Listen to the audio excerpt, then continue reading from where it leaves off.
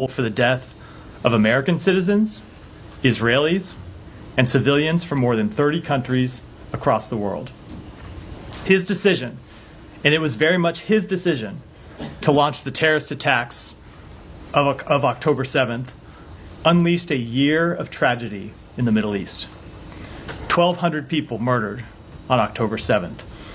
254 hostages kidnapped and hauled into Gaza, including children, infants, elderly, and men and women of all ages. More than 40,000 people dead in Gaza, many of them civilians. That is the blood-soaked legacy that Yahya Sinwar leaves behind.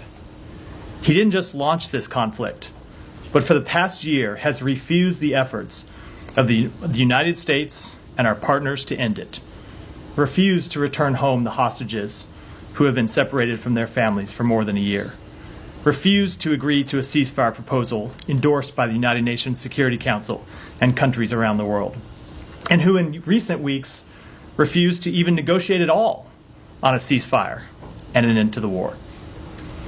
There are 101 hostages who remain in Gaza, including 7 Americans. And of course, there are 2 million Palestinians who continue to suffer the consequences of Sinwar's decision to endanger their lives.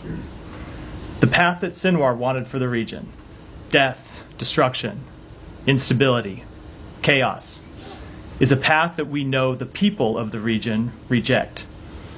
The horrors of the past year cannot be the future, and they do not need to be the future. It is time to chart a different path.